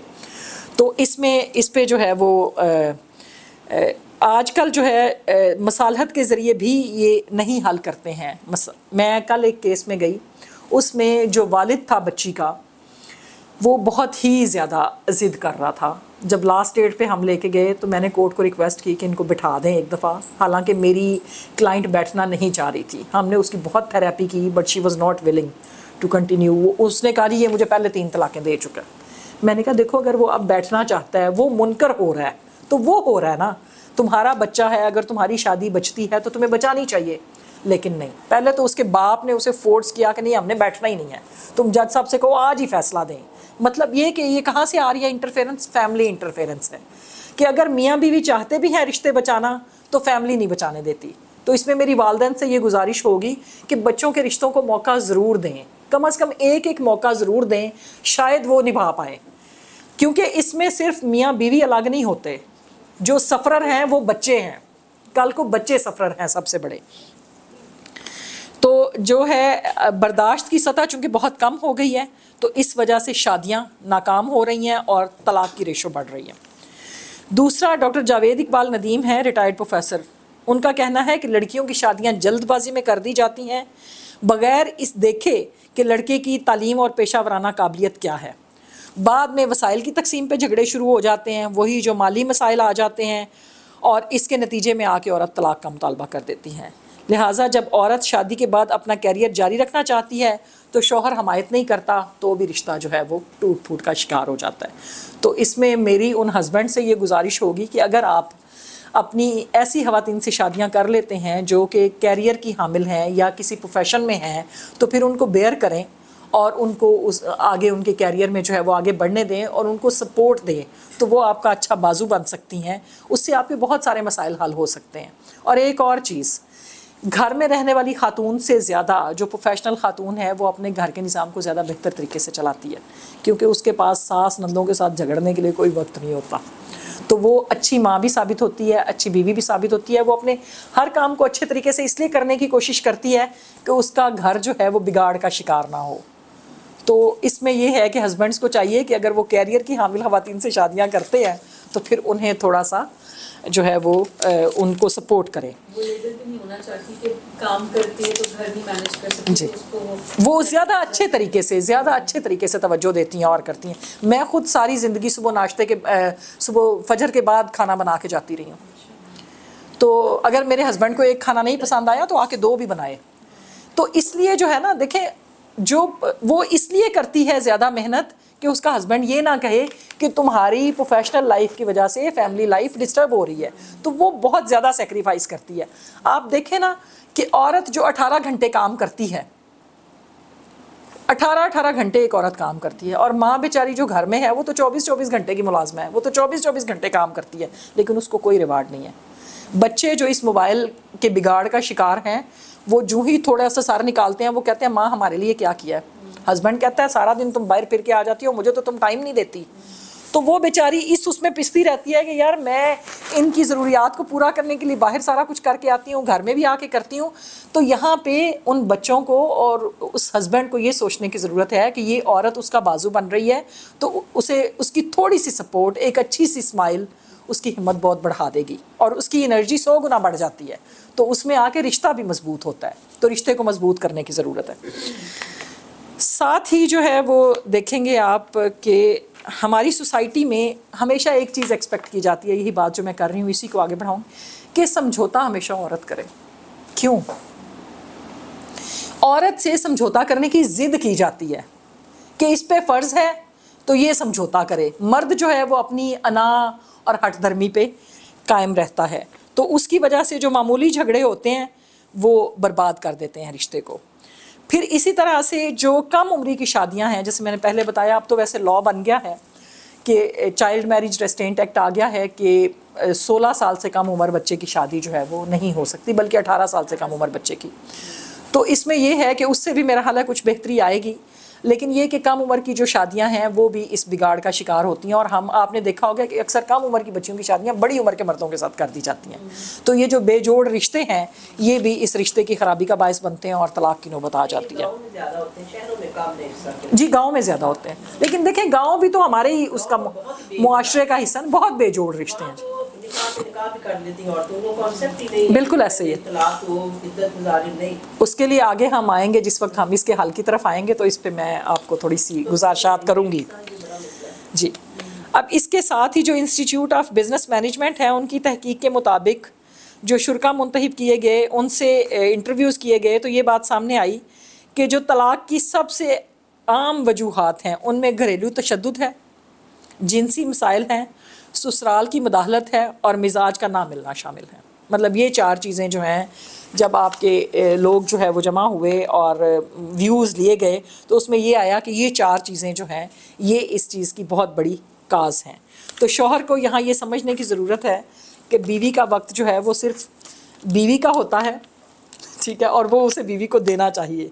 दोस्तों और अजीज़ों में जाके बाहर गुजार के बीवी का वक्त उन्हें नहीं देना चाहिए। इसी तरह बीवी को भी, जैसे मैंने पहले कहा, कि उसे इस चीज़ का ख्याल रखना होगा, उसे अपने शौहर के वक्त में और बच्चों के वक्त में तवाज़ुन कायम रखना होगा। ये नहीं है कि वो बच्चों में गुम हो के अपने शौहर को बिल्कुल इग्नोर कर दे। तो एक दूसरे को मुनासिब वक्त देना जो है ये भी बहुत ज़रूरी है, और मुनासिब वक्त ना देना ये भी एक कॉज जो है तहरीर की गई है। बिल्कुल ऐसे ही है, वो भूल जाती हैं, वो कहती हैं कि हमें अब हम जो है ना वो अब बीवी नहीं है, हम माँ हैं। लेकिन उन्हें ये सोचना पड़ेगा कि वो माँ हो के भी जब वो बीवी हैं तो फिर वो बीवी पहले हैं, माँ बाद में है। तो देखा गया है कि इवन ओल्ड एज में ज़्यादा सेपरेशन हो रही है, ज़्यादा डाइवोर्स हो रही है। वो इसीलिए ना, वो इसीलिए कि एक दूसरे को वक्त नहीं देते। और आप ये देखें कि इब्तदाई ज़िंदगी में शायद मियाँ बीवी को एक दूसरे के साथ की इतनी ज़रूरत नहीं होती जितनी आखिरी वक्त में होती है। देखें आखिर में आप देखें अब इस वक्त जो मेरे मुल्क के हालात हैं उसमें 10-10 बच्चे हैं और वो अपने 2 वालिदैन को नहीं पाल पा रहे। और ये बिल्कुल दुरुस्त तज्जिया था कि पेरेंट्स जो हैं वो 10-10 बच्चों को पाल लेते हैं लेकिन 10 बच्चे मिल के माँ बाप को नहीं पाल सकते और वो उन्हें बोझ लगना शुरू हो जाते हैं। और उसकी वजह भी मैं समझती हूँ पहले ऐसा नहीं था। जब हम जॉइंट फैमिली सिस्टम में रहते थे तो चीज़ें और तरह से थी। अब जब से हमने आज़ादी मांगनी शुरू की रिश्तों से तो उसमें आके ये बिगाड़ जो है वो पैदा हुआ है। जब बीवियों की बहुत ज़्यादा जो है वो आ जाती है उसमें मुदाखलत के माँ के साथ ये नहीं करना, तो बीवी को चाहिए कि जो उसके शौहर का सबसे ज़्यादा हक है वो उसका अपनी माँ पे है। उसके बाद जो है ना वो अपनी बीवी के उसने हकूक़ पूरे करने हैं। सबसे पहले उसने अपनी माँ के हकूक़ पूरे करने हैं। जिस दिन औरत ये समझ गई कि उसके हस्बैंड का सबसे ज़्यादा हक जो है वो उसकी माँ का है तो उस दिन उसके सारे मसाइल ख़त्म हो जाएंगे, क्योंकि उसे ये पता चल जाएगा कि वो सेकंड प्रायोरिटी है माँ के बाद। और माँ का रुतबा अगर बताया गया है बड़ा है तो उसकी वजह है और वो वाकई बड़ा है और उसे बड़ा रखना चाहिए। तो ये हमें अपनी बच्चियों की तरबियत करनी है कि जब वो अपने घरों में जाएं, अगले घरों में, तो जाके जो वहाँ पे माँ है उसे अपनी माँ से बढ़ के रखें। तो फिर अगर उनकी वो माएँ उनके साथ ताउन नहीं करती तो फिर ये बदकिस्मती होगी। लेकिन आप उनकी तरबियत ये ज़रूर करें कि वो जाके अगले घर में उस माँ को अपनी माँ से आगे समझें, तो चीज़ें ठीक रहेंगी इंशाल्लाह। अब तो ट्रेंड है कि जी बहू के ऊपर सास की कोई जिम्मेदारी नहीं। ये गलत है ना जी। असल में देखें वहाँ पे औरत आके कहती है मर्द को कि कहाँ कुरान में लिखा है कि तुम्हारे माँ बाप की खिदमत भी मैंने करनी है। देखिए नहीं भी लिखा। जब उस मर्द पे वाजिब कर दी उस माँ की और बाप की खिदमत, तो तुम पे तो ऑटोमेटिकली वाजिब कर दी ना। तो उसको जो है देखें आप उससे कर रही हैं ना, चीज़ें आगे लेके चल रही हैं, तो उधर से ही आगे चलनी चाहिए। तो वहाँ से फिर वो जो है वो बिगाड़ पैदा होता है। बिल्कुल जी बिल्कुल। देखिए जो है अल्लाह ताला ने हकूकुल्लाह के बारे में तो कहा कि ठीक है मैं माफ़ कर दूंगा, लेकिन हकूकुल इबाद के हवाले से वही लोग माफ़ करेंगे जिनके हैं। और अगर वो माँ बाप जिनको आप तकलीफ़ दे रही हैं, आपके शौहर के माँ बाप, तो अगर उन्होंने भी आपको माफ़ ना किया तो फिर आपकी तो कोई ज़िंदगी नहीं है। तो इसलिए इसमें मैं ये समझती हूँ कि शौहर भी अगर अपनी बीवी को नरमी के साथ समझाए, जो मैंने पहले बात की तरबियत की, तो उस तरबियत को अगर थोड़ा सा जो है वो, औरत की एक चीज़ बड़ी अच्छी है, उसको ज़बरदस्ती नहीं मनाया जा सकता, उसको प्यार से सब कुछ मनाया जा सकता है। लेकिन हमारे मुआशरे का मर्द जो है वो उसके साथ ज़बरदस्ती करना चाहता है, इसलिए बिगाड़ पैदा होता है। तो वो ज़बरदस्ती छोड़ देना। वो उन्होंने कहा था कि ये टेढ़ी है, टूट जाएगी, सीधी नहीं होगी। पसली है ना, पसली से पैदा किया गया, तो वो टेढ़ी है, टूट सकती है, सीधी नहीं हो सकती। इसलिए उसे हमेशा प्यार से, नरमी से जो है वो, जितना नरम बर्ताव रखेंगे उतने अच्छे जो है नताइज बरामद होंगे। तो इसमें जो है वो नरमी की ज़रूरत है। अब है तलाक़ के असबाब। पहले भी हमने बता दिया, मुआशी दबाव है, मैंने कहा पहले भी हमने डिस्कस कर लिया। बेरोज़गारी है इसकी बहुत बड़ी वजह, कि जब हस्बैंड जो है वो घर के और बच्चों की ज़रूरियात पूरी नहीं कर पाता तो उसमें आके भी औरत जो है वो कहती है मैंने इसके साथ नहीं रहना। और ये इसी बेरोज़गारी से आगे चल के जो समझौते का फुकदान आता है कि एक दूसरे के साथ कंप्रोमाइज़ नहीं करते। तो जब कंप्रोमाइज़ नहीं करते हैं, अपनी अना और हकूक़ के ख़िलाफ़ जो है वो समझते हैं कोई भी बात, मसलन अगर हस्बैंड ने कोई बात कह दी तो कहना कि नहीं बस इसने तो मेरी बड़ी बेइज्जती कर दी है, इसने मेरे माँ बाप की बेइज्जती कर दी है, इसने मुझे ये कर दिया है। समझना नहीं है कि बात किस तनाजुर में हुई है। वो कहते हैं कि मियाँ बीवी के रिश्ते में ना जब गुस्सा हो, जब झगड़ पड़े दोनों, तो उनमें से एक को चाहिए कि खामोशी इख्तियार करे। अगर वो लम्हा गुज़र गया तो रिश्ता बचा रहेगा। अब वो लम्हा गुजारना कैसे है, इस पे हमें सोचने की ज़रूरत है। अगर वो लम्हा हम गुजार जाएंगे तो रिश्ता बच जाएगा इंशाल्लाह। तो इसमें जो है वो बर्दाश्त की ज़रूरत है और समझने की ज़रूरत है। इस समझौते का फुकदान जो है ये भी एक बहुत बड़ा सबब है इसका। फिर एक और चीज़, जैसे मैंने पहले भी डिस्कस किया, दिखावे पर मबनी ख्वाब।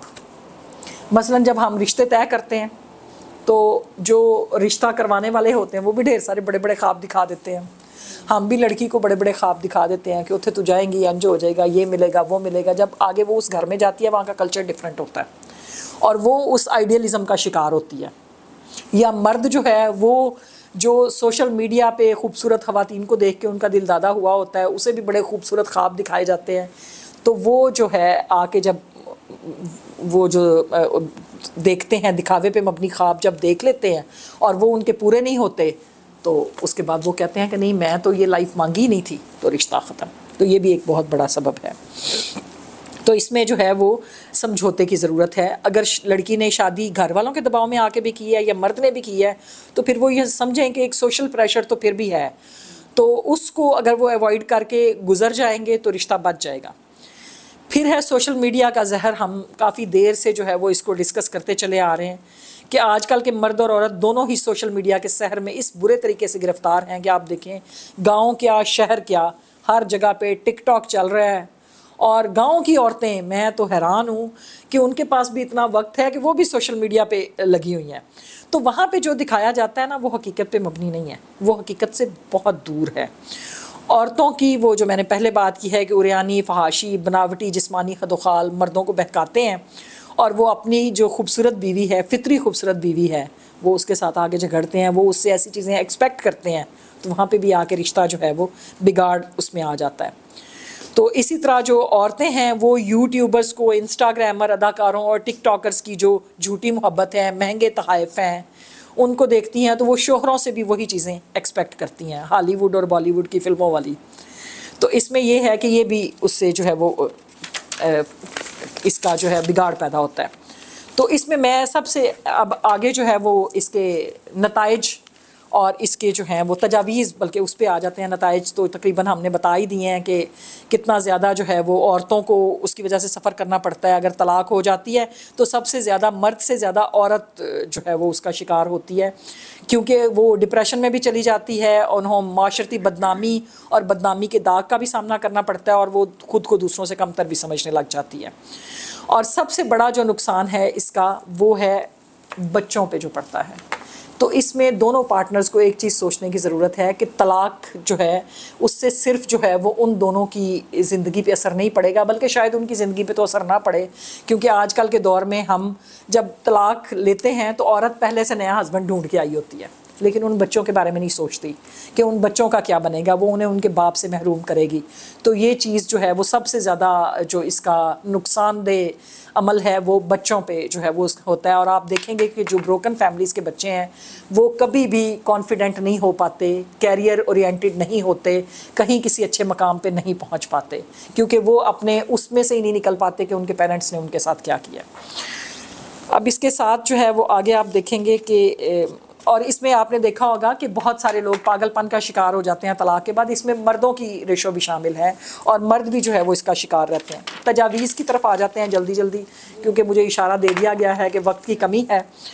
तो इस बढ़ती हुई शरह को कम करने के लिए इस अमर की ज़रूरत है कि सबसे पहले हम खुद एहतसाबी के अमल से गुजरें, कि हमें ये रवैया एहसास पैदा करना चाहिए कि एक इंसान खुद को खुद कैसे जवाबदेह होता है, सेल्फ़ अकाउंटेबिलिटी जिसे आप कहते हैं। तो अपने रवैये का जायज़ा लेना ज़रूरी है, फिर उसके बाद दोनों फ्री कैन में बर्दाश्त का होना ज़रूरी है। तो इसमें जो है वो सबसे पहले सेल्फ़ अकाउंटेबिलिटी के ख़ुद को जवाबदेह बनाएं और अपने रवैयों का जायज़ा लें, और अगर आप गलत हैं तो उसको मानें।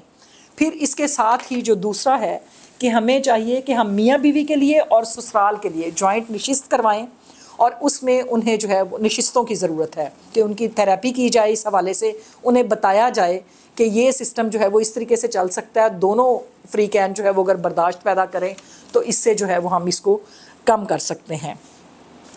साथ ही दूसरे नंबर पे जो है बर्दाश्त पैदा करें आप, ताकि रिश्ता जो है वो चल सके। साथ ही रिश्ते में शफाफियत पैदा करें, मतलब झूठ से और इन चीज़ों से आप बचें। आपका हस्बैंड है या आपकी बीवी है, दोनों लाइफ पार्टनर हैं, एक दूसरे के साथ सच बोलें, अपने रिश्ते को शफाफ करें, तो इसमें जो है वो इसकी शरह में कमी वाक़ई होगी। इसके साथ ही सबसे बड़ी बात, औरत को मोहब्बत मिले या ना मिले लेकिन उसे इज़्ज़त चाहिए। वो कहती है मेरी सेल्फ़ रिस्पेक्ट कंप्रोमाइज़ नहीं होनी चाहिए। तो इसमें दोनों पे ये फ़र्ज़ है, मर्द और औरत पे, कि शरीक अदब का हया करें, उसका एहतराम करें और उससे मोहब्बत भी करें, लेकिन सबसे पहले जो है वो उसकी रिस्पेक्ट करें। तो इससे भी चीज़ें जो हैं वो बेहतर होंगी। साथ है कि जो हस्बैंड वाइफ की आपस की रिलेशनशिप है उसको राज रखें और अपने तक ही रखें। ये कहा जाता है, हम भी अपने बच्चों की तरबियत करते हैं तो उन्हें कहते हैं कि बेडरूम की बात बाहर नहीं जानी चाहिए। तो इससे भी जो है वो रिश्ता बचेगा।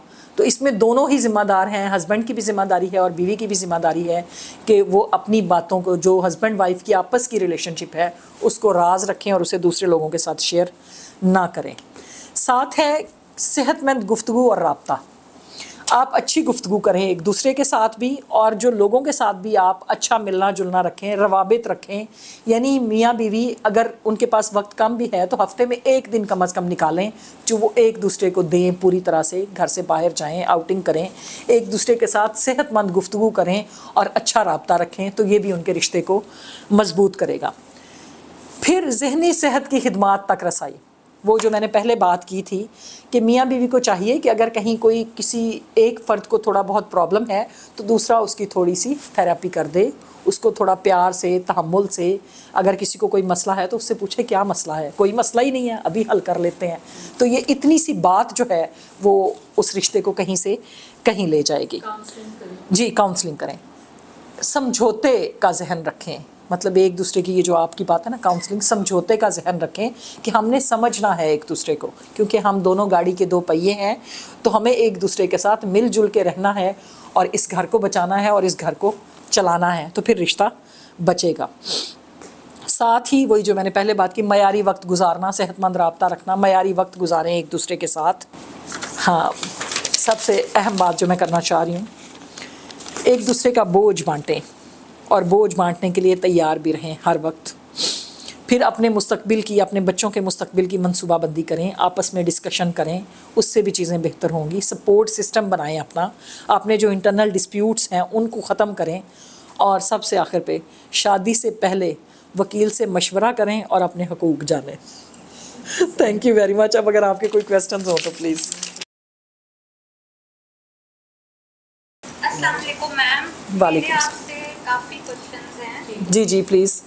मैम, मैं पहले तो आपके रिस्पेक्ट करती हूँ पॉइंट ऑफ व्यू को, पर कुछ चीज़ें हैं जो मेरे माइंड में हैं और काफ़ी चीज़ें मुझे आपकी बातें क्लैश कर रही हैं। जी जी, ठीक है, आपने कहा कि औरत को इस्लाम ने एक लिमिटेड हकूक़ दिए और आप भी इस हक में, ठीक है। फिर सेकेंडली आपने कहा कि फैमिली जॉइंट सिस्टम होना चाहिए। मैम, हर किसी का अपना एक्सपीरियंस होता है, आपका अपना होगा, नो डाउट बहुत अच्छा होगा।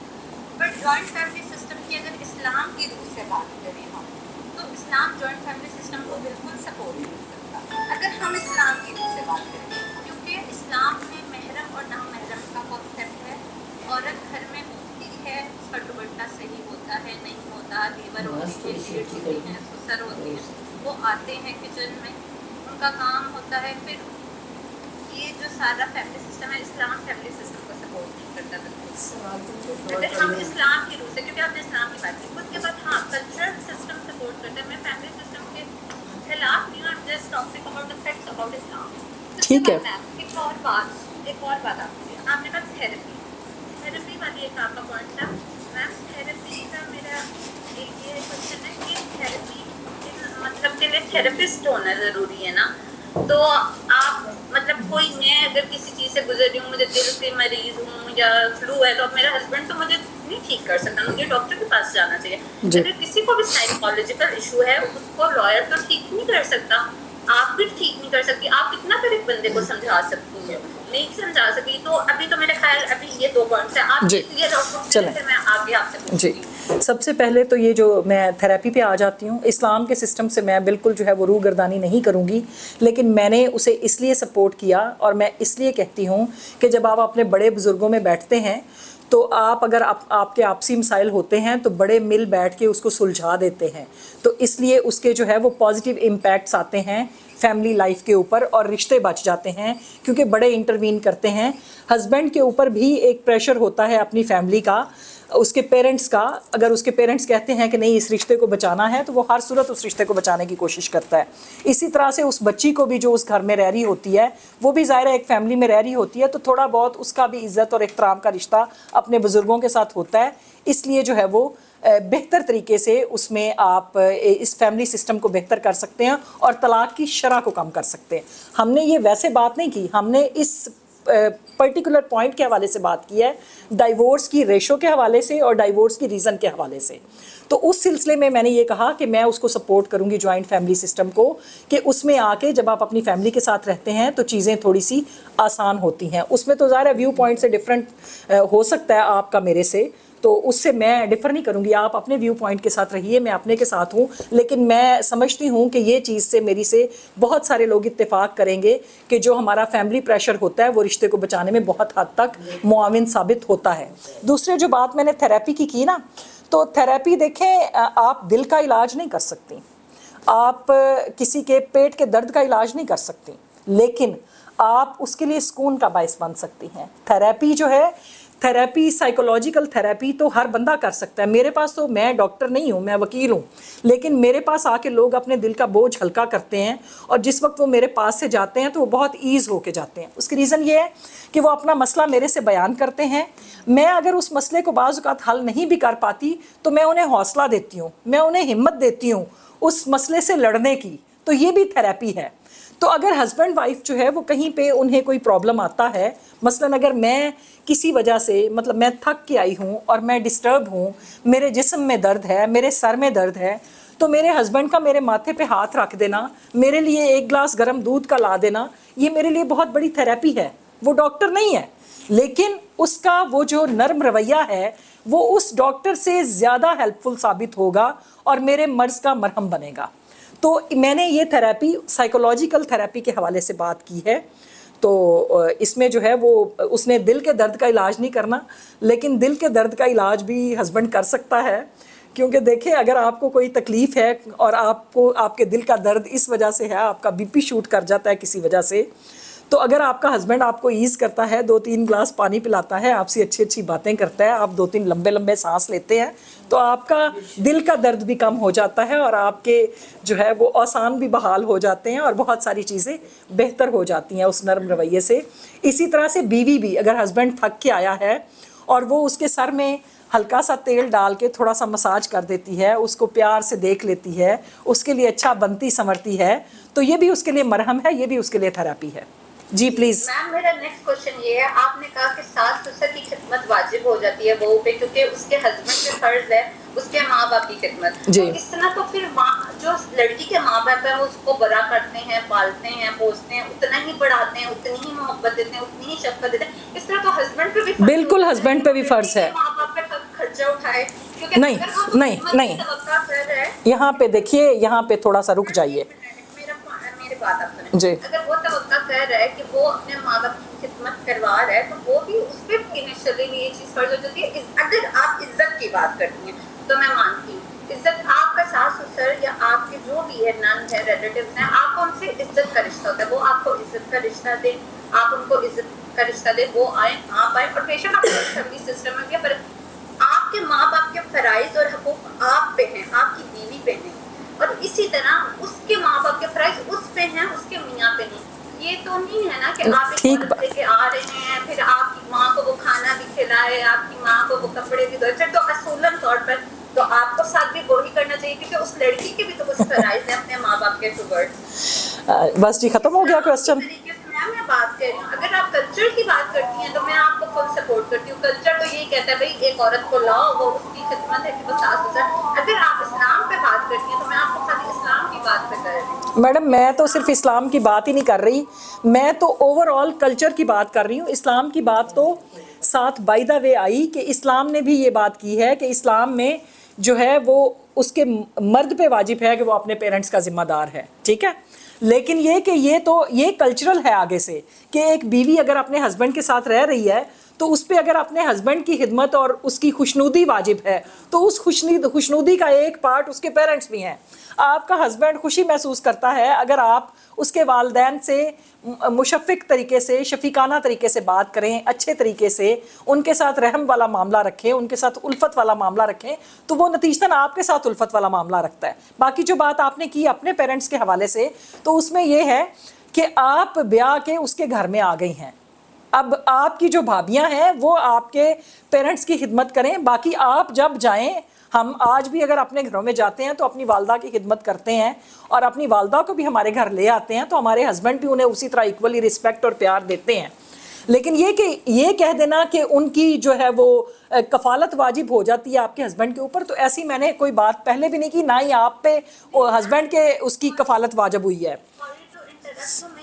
आपने बात की, मैं बात कर रही हूँ, मेरी भाभियाँ क्यों करें खिदमत, मेरा भाई क्यों ना करे, मेरे भाई को मेरे माँ। मैडम ये जो क्यों है ना, ये आपने हम आज बात कर रहे हैं वजूहात की कि तलाक की वजूहात क्या हैं, तो ये क्यों तलाक की सबसे बड़ी वजह है, यानी कि हमने बनाए में यही तलाक की वजह। आप कह रही हैं कि तलाक की शरह बढ़ी है, और नो डाउट वो बढ़ी है, इस वजह से बढ़ी है क्योंकि पहले औरतों को अपने राइट्स का पता नहीं था, हमें नहीं पता था कि भाई ये चीज़ें होती हैं। अब हमें पता है, तो इस वजह से, क्योंकि अब वही वाली बात है ना, एक ही बंदा सरबर क्यों करे, ठीक है। अब हमें भी पता है अपने राइट्स का। दूसरी बात, आपने एक बात और की थी करियर के रिलेटेड, आपने कहा कि एक जो करियर वाली खवातीन है वो ज्यादा अपने घर को अच्छा संभालती हैं, और एक होम मेकर जो है वो उस निस्बत इतना नहीं। मैंने जरूरत नहीं है कि एक को ऊंचा दिखाने के लिए या एक को नीचा दिखाने के लिए हम दूसरे को डोमिनेट नहीं। ये बात, बहुत सी होम मेकर्स देखी हैं जो अपने घर को बहुत अच्छा संभालती हैं। मेरी मदर उनमें से एक है, मेरी खाला उनमें से एक है, मेरी नाना उनमें से है, वो सारी होम मेकर्स हैं। मैं खुद करियर ओरिएंटेड हूँ, मेरी अभी मैरिज नहीं हुई, बट मेरे आपसे ये सवाल है। फिर आपने इस जगह मेंशन किया, आपके पास एक औरत आई, उसने आपको कहा कि उसके हस्बैंड ने उसे 3 दफा तलाक दे दी है, और वो जो है वो कह रही है उसने तलाक दे दी, तो आप कह रही है खैर है, कोई बात नहीं, वो मुनकिर हो गया। मैम, इस्लाम इस चीज की इजाजत नहीं देता। अगर वो तलाक ले चुका है तो वो उसके पास कैसे जाए? वो बंदा कहता है मैंने तलाक नहीं दी, बोलते ठीक है वो रिश्ता कायम कर ले। मैडम वो बंदा कहता है मैंने तलाक नहीं दी, वो बंदा कहता है, मुनकिर हो रहा है ना, तो वो औरत जब कह रही है देखें तलाक हुई है तो वो अल्लाह के आगे तो जवाब देगी, वो दुनिया के लिए अपना रिश्ता बचा देगी, पर अल्लाह को क्या वो जवाब देगी कि हाँ ठीक है मैंने दुनिया को दिखाना है भाई मेरा बहुत अच्छा नहीं है, और उसने नहीं जी, और वो मर्द ने तो तलाक दे दी, तो मर्द को चाहिए। उसमें ये है कि उसने एक ही शिफ्ट में उसे 3 तलाकें दी, तो ये अब जो है वो हम कह रहे हैं कि इसमें इसकी इजाज़त नहीं है। इसमें उन्होंने कहा कि इसमें वक्फा डाल के तलाक़ें दी जाएं, तलाक़े एहसन जो है वो उस पे आए ताकि इन एहसान वाला मामला रखे। और बाकी देखें, बात ये है, मैंने ये बात नहीं की कि घर में रहने वाली औरतें अच्छा काम नहीं करती, मैंने ये बात सिर्फ उस पॉइंट ऑफ व्यू से की कि अगर मर्द ये समझते हैं या जॉइंट फैमिली सिस्टम वाले ये समझते हैं कि कैरियर ओरिएंटेड खातून जो है वो घर को अच्छे तरीके से नहीं संभाल सकती, तो मैंने ये बात की कि वो घर को बहुत अच्छे तरीके से इसलिए संभाल सकती है कि उसने तवाज़ुन कायम रखना होता है। उसमें मैंने घर में रहने वाली खवातीन को बिल्कुल डिग्रेड नहीं किया, और ना ही मैं कर सकती हूँ। मैं एक खुद खातून हूँ, मेरी मदर जो हैं वो भी होम मेकर खातून हैं, हमारी नानो भी, हमारी बहनें भी, बहुत सारे लोग जो हैं वो घर में हैं और बहुत अच्छे तरीके से घर को चला रहे हैं, ये बात नहीं है। लेकिन देखें, मैंने सिर्फ ये बात की कि जैसे अब आप अपने हकूक़ से आगाह हैं, एक कैरियर ओरिएंटेड खातून हैं, तो आपको सिर्फ ये समझने की ज़रूरत है, बल्कि आप समझ रही हैं, सारी बातें आप जानती हैं पहले से, कि इसमें थोड़ा सा कंप्रोमाइज़ जो है वो आपको रिश्तों में करना होगा। क्योंकि अगर हर बात में जैसे कि इफ़ एंड बट्स और क्यों, ये हमेशा लड़ाई की वजह होते हैं। इनकी कोई रीज़न नहीं होती, कुछ नहीं होता, ये छोटी सी बात होते हैं और छोटी सी बात बहुत बड़ी हो जाती है। अगर आप उस क्यों से निकल जाएं और चीज़ों को थोड़ा सा अंडरस्टैंड करके, आपके ऊपर फ़र्ज़ नहीं है अपनी सास की खिदमत करना, आपके ऊपर फ़र्ज़ नहीं है अपने ससुर की खिदमत करना, लेकिन अगर उससे आपके हस्बैंड को खुशी मिलती है तो आपका रिश्ता बचता है। एहसान वाला मामला होता है, उसमें फिर आपका हस्बैंड भी आपके साथ एहसान वाला मामला करता है, क्योंकि आप उसके पेरेंट्स के साथ अच्छा ट्रीट कर रही हैं। इसको मैंने उस एंगल से बात की कि तलाक की वजूहात में से एक वजह यह है कि इसमें अगर इसमें बैलेंस कर लिया जाए तो चीज़ें बेहतर हो सकती हैं। एक सवाल मैं जी प्लीज़। वो ये है कि आप अपने एक्सपीरियंस जो आपका इतना करियर का रहा है उसकी रोशनी में बताएं, ताकि इन साहिबा को भी पता चले कि जब 2 लोगों में तलाक हो जाती है उसके बाद कुछ ऐसे लोग भी आते होंगे जो कहते होंगे हमें बहुत अफसोस है, हमें मिलवा दे कोई, या कोई दरमियाना। बहुत सारे इसमें मेरी लाइफ में आप समझ लें कि कोई मैंने 40 के करीब ऐसे लोग आए कि जिसमें हमने बहुत कोशिश की और शायद 3 से 4 रिश्तों में मैं कामयाब हुई कि उनकी रिवाइवल हम करवा सके। उसमें डाइवोर्स हो गई, बच्चे पैदा होने वाले थे, मतलब प्रेग्नेंट थी खवातीन, लेकिन उसमें जो है वो बाद में फतवे लेके वो दोनों फ्री कैन हमारे पास आए कि हम सुलह करना चाहते हैं। फिर उन फतवों की रोशनी में कुछ लोगों में सुलह हुई भी, कुछ लोगों में नहीं भी हुई, और बहुत सारों में खवातीन जो हैं मतलब वो ज़्यादा अग्रेसिव रहीं और मर्दों ने हमसे ज़्यादा कांटेक्ट किया इसमें। मतलब ये भी मैं आपको अपने एक्सपीरियंस की बात बता रही हूँ कि रिश्ता टूटने के बाद मर्दों ने उस रिश्ते को बचाने के लिए हमसे ज़्यादा लोगों ने कांटेक्ट किया, औरतों ने कम किया।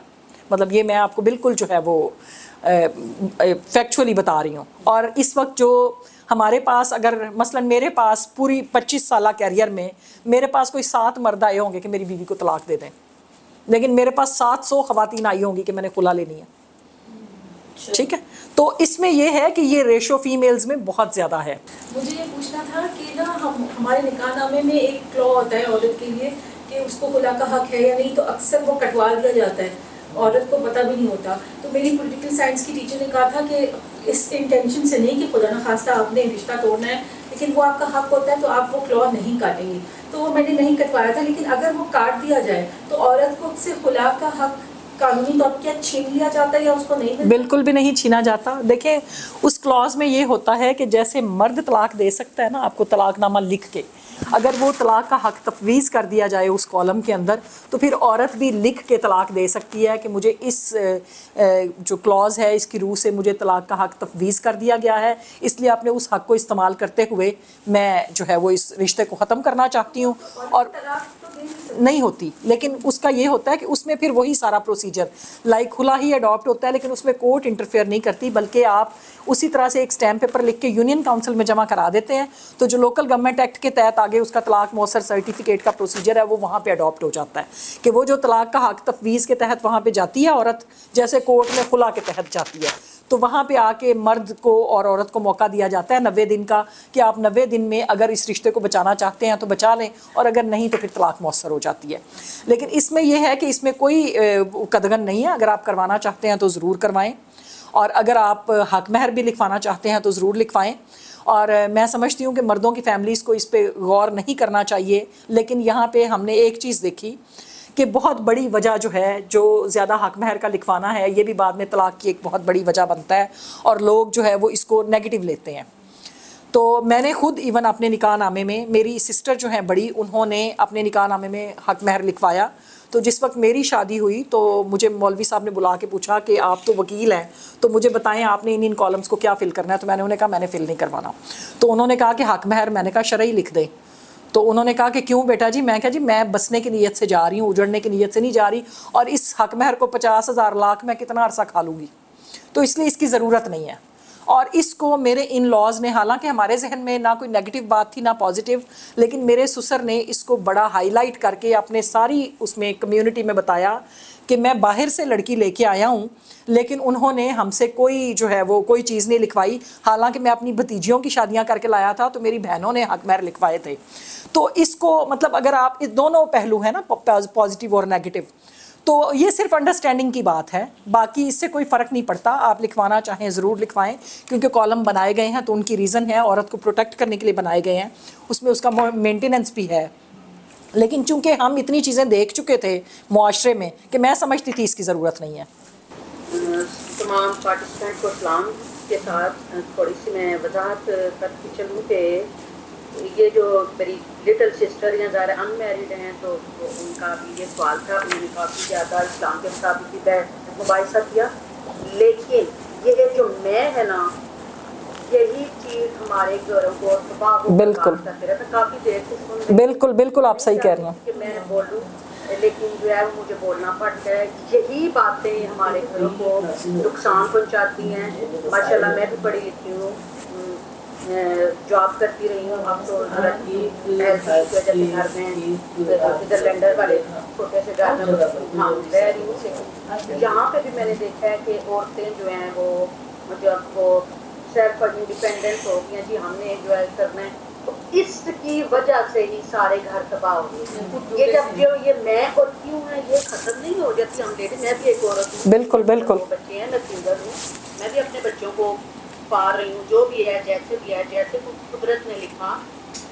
अगर हम अपने पेरेंट्स की बात करते हैं तो हमारे जहन होता है कि हमारी भाभियाँ हमारे माँ बाप को देखिए, हम तो कभी कभार जाएंगे, लेकिन जब हम अपनी सास की तरफ देखते हैं तो मैंने भी बड़ी बड़ी कुर्बानियाँ दी। मैंने उनको, हालांकि मेरे खामद नहीं साथ थे, मैंने उनको देखा, सब कुछ किया, उनकी डेथ हुई, संभाला, मेहमानों को संभाला। तो मेरी बस इतनी सी गुजारिश है, आप ये क्लैरिफिकेशन की ज़रूरत है कि आप मेहरबानी करके इन लेडीज़ को कुछ छोटा सा पैगाम दे दें कि अपनी इस मैं को ख़त्म कर दें। जी, मैंने तो बिल्कुल आपके सामने पहले भी यही बात कही है। आई थिंक एक मिनट में एक स्पीच में मैं भी बोल रही थी क्योंकि मैंने पूरा सेशन सुना और फिर सवाल जवाब भी सारे मैंने सुने। मैं आपको बताऊँ एक चीज़ का क्या सबसे बड़ा इशू है। Issue is our culture.